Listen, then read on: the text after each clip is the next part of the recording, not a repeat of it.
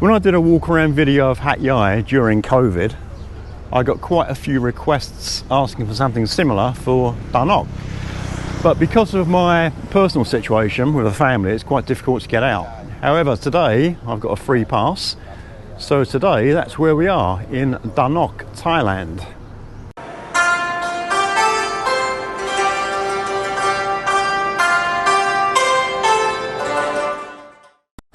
So what is Dannok?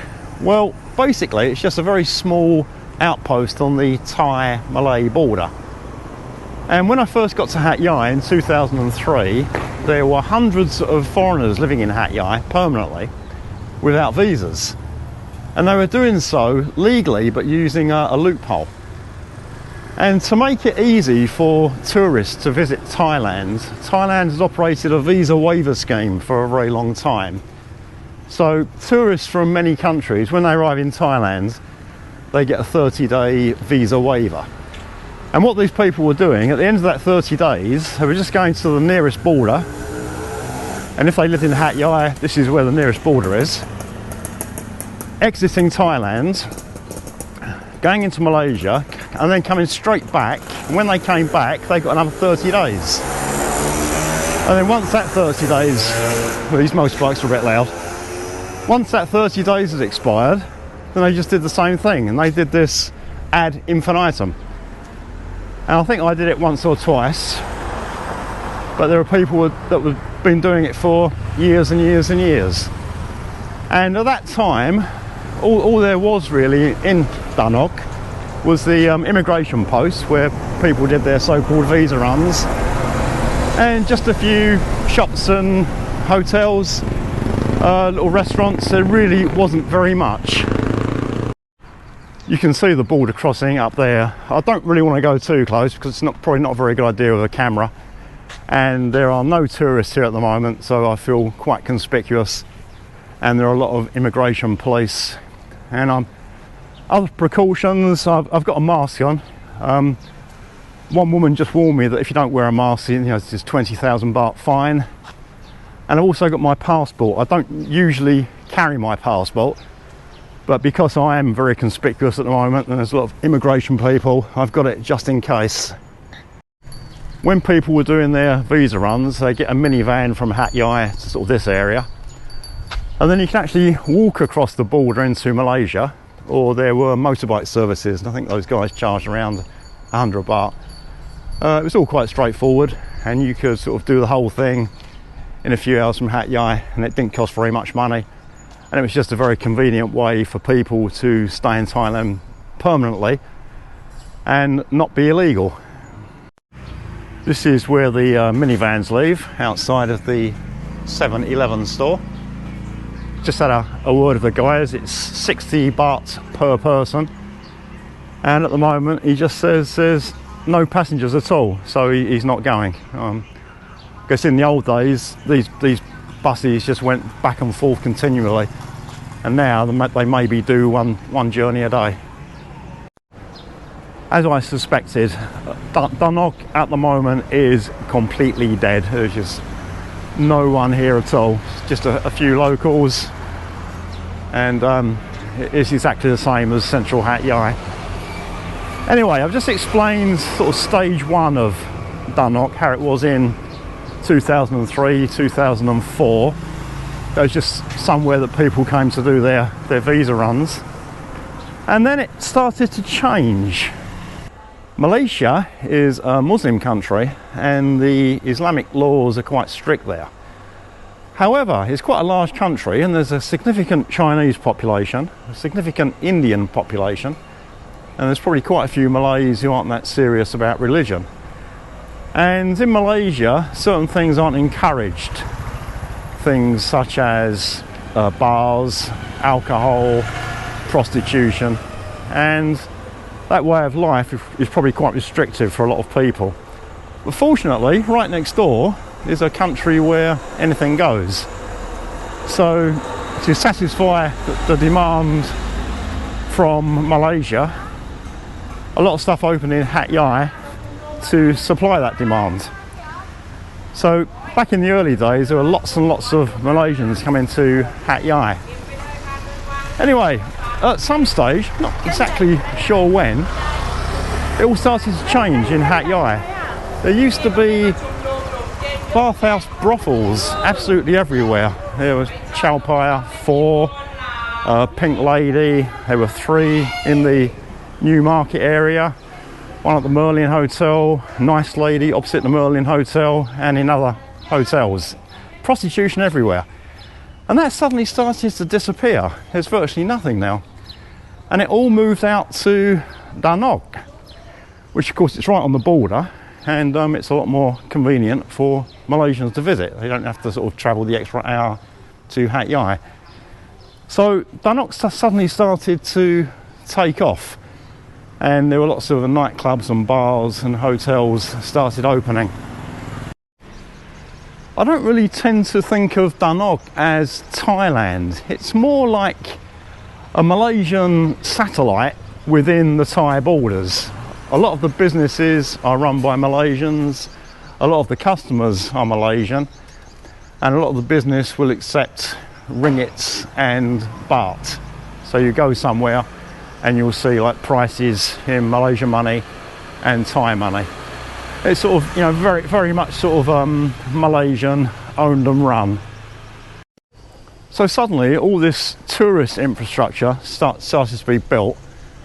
And when I first saw it, I was quite shocked, because I remembered Dannok how it was, like really quiet. And suddenly you see all these big hotels springing up. The problem was they needed more customers to fill the hotel rooms, because there was now so much hotel infrastructure. So there was a move to make it a bit more family friendly, and they opened this place called the Asian Cultural Village, which I think we'll go and see later in the video. That's sort of aimed at families. I brought my wife and kids along one time. They got horse riding, dinosaur park, and other attractions for the kids. So from sort of originally just being aimed at the sort of sex tourist trade, they then started to make it a lot more family friendly, and that was sort of the third stage. Dannok is one of those places I only visit very rarely, because I have no need to visit, but because I've sort of seen it from the very early days, it does interest me just to see how much it's changing. So that was one of the motivations for coming back today, and also to see what it was like during COVID. And as you can see, it's just totally dead. So originally all the businesses in Dannok were quite small, and they were located in this area near the border crossing. That's Malaysia that way. And as the town expanded and the bigger hotels were built, they were built further up this road towards Thailand. And that's an area that we'll go to a bit later in the video. Everything's closed. The branch of 7-Eleven behind where the minivans wait is closed. McDonald's is closed, and that applies to most businesses in town. This has really decimated the tourist industry in Thailand. And when I came here before COVID, there were a lot of Thai girls, as you can imagine, because of the nature of Dannok and what goes on here. And a lot of them came from northern Thailand. And the reason for that is that Asians have really got a big thing about skin colour. So if you go to places like Phuket and Pattaya, where there are a lot of farang sex tourists, they don't mind the dark-skinned girls. But the Malaysians and Singaporeans don't like that. They like the fair-skinned girls. So that's why a lot came from northern Thailand, where they're quite fair-skinned. So now there'll be a lot less money going back into those areas of Thailand. I just had a quick chat with this lady selling drinks on the street, and she tells me at the moment there's no more than 10 customers per day. So it hardly makes it worthwhile her opening her shop. It's just completely dead. Before I came here, I knew it would be like very quiet. It's just shocked me a bit how completely dead it is. Here we have a chain of mobile phone shops that are all closed, as is this branch of 7. And up here is an example of what I was saying about the pricing here. We're in Thailand, but this hotel price doesn't even show a price in baht. It's only in ringgits, 80 ringgits. And it used to be that the exchange rate was sort of 1 to 10, so 80 ringgits will be 800 baht. But the baht's been very strong for several years, and the ringgits has been suffering, and now it's only about 7 or 8. But finally, it seems that the baht is getting weaker. I've been suffering with the UK to Thailand exchange rate since the Brexit referendum. And yesterday, the exchange rate went up to 44 baht to the UK pound for the first time in 3 years. The UK is getting better at the moment, and Thailand has just started getting a lot worse after having a pretty good year last year. So with this COVID situation, and with Thailand relying so much on tourism, and the tourism industry totally devastated, I can't quite figure out how the baht has remained so strong, but it now looks as if it's beginning to change.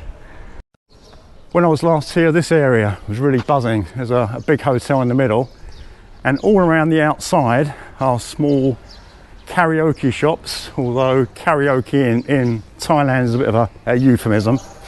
There's a lot more that goes on than just singing songs. Bars, some small guest houses, restaurants, massage shops. This restaurant's open, but the vast majority are closed. Let's just have a bit more of a wander around. There must be so many thousands of Thais that had a fairly good income before COVID, and now they've got no income. Swaddy crab. เป็นคนไทยไหมครับหรือเป็นคนไทยไหมหรือมาเลย์ Okay. I don't think he was Thai. As I said, a lot of these businesses are owned by Malaysians. It's just completely devastated.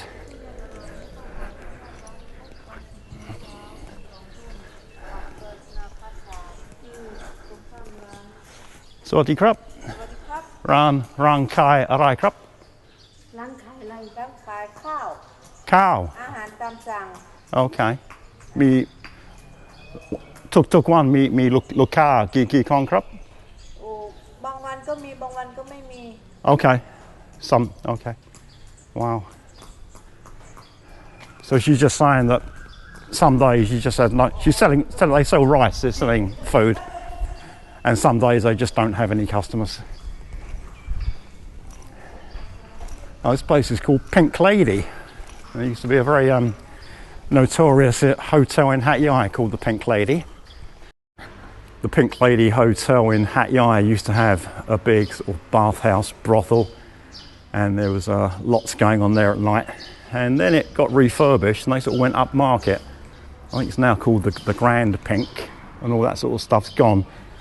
As I said before, a lot of that stuff disappeared from Hat Yai and resurfaced in Dannok.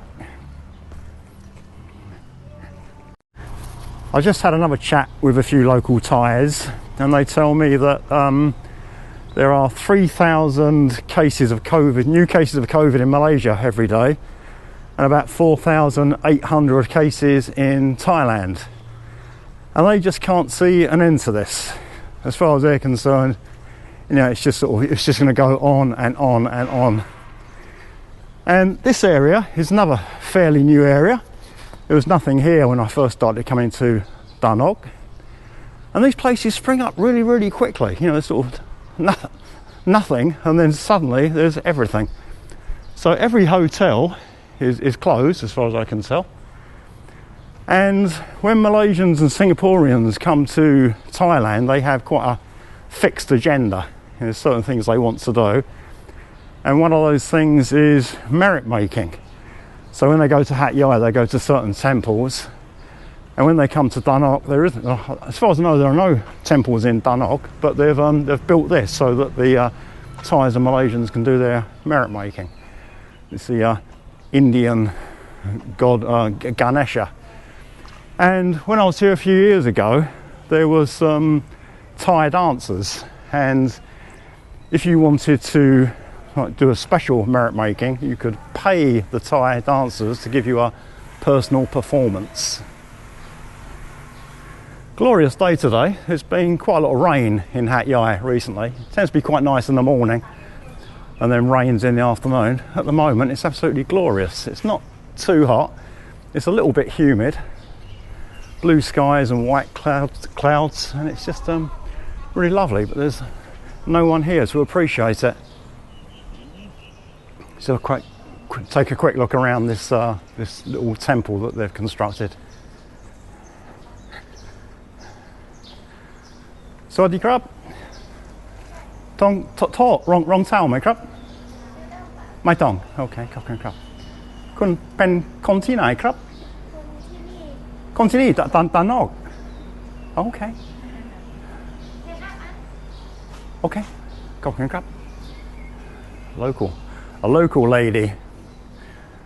Quite surprisingly, most Thais I've spoken to here are from the north or northeast.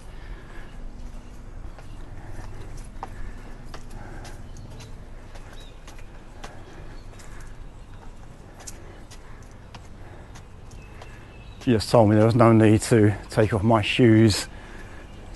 In many temples, depending on what area you go to, some areas you need to take off your shoes. Big gongs here. There's a rat, my birth sign, according to the year I was born in. Another Ganesha. This is the big Ganesha. More gongs. Elephants. Elephant with no trunk.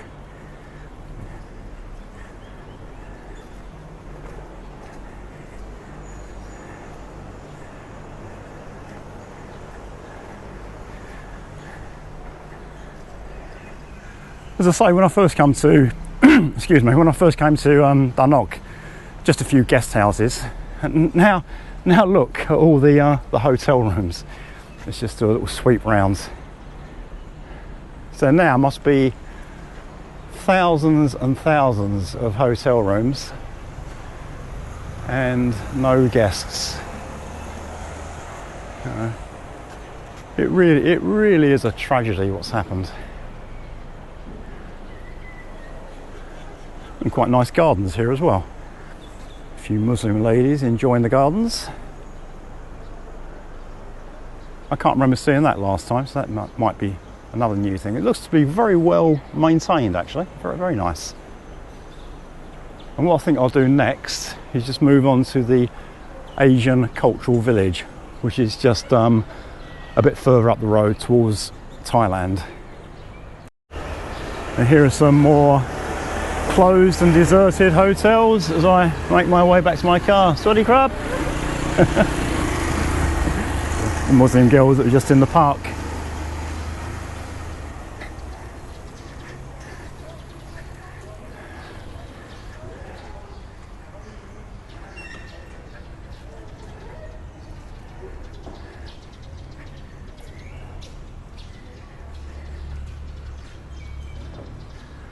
I read somewhere recently that most hotels in Thailand will only have enough money to keep them going for about 3 months without any guests. And this has now been a lot longer than 3 months. So my guess is that quite a few won't be reopening. And I have actually seen a few signs that businesses are for sale.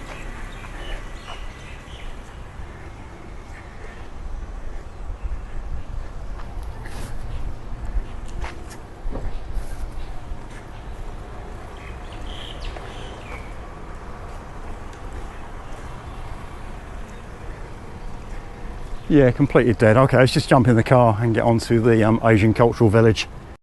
My plans to visit the Asian cultural village have been thwarted. There's a roadblock and this security guard here has told me I can't enter. So all I can see is the road, and we can see a bit of this first attraction here. looks like a kiddies theme park.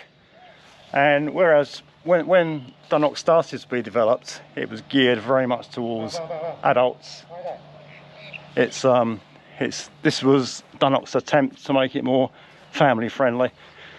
And the security guard has even got upset that I'm taking a video, and that's just being really, really petty. So I'll just turn back and go on. I don't know why so many security guards are so petty. Maybe it's just boredom. They get really bored sitting there all day, nothing to do. And when someone turns up, just being petty with them just gives them something to do. Anyway, there's a couple more places of worship at the front of the Asian Cultural Village. This is a small Chinese temple, and just across the road is a replica of the famous Rong Kun temple in Chiang Rai. I visited the actual Rong Kun temple in Chiang Rai in 2006. It's all white and very intricate, and it's a really beautiful place. In fact, Chiang Rai is probably my favourite part of Thailand, and I'd love to go back again. And I think last time I was in Dannok, they were building this place and it wasn't finished, but now it's finished, but there's no one to come and look at it. And at this stage, it's probably a good time to wrap up the video. We can't go into the Asian Cultural Village, so I can't show you what's inside there. And we've seen the sort of main downtown area. You've seen all the closed hotels and restaurants and other businesses. So there's not really much more to see. So if you have any comments or questions, please leave them below. And as ever, thank you for watching.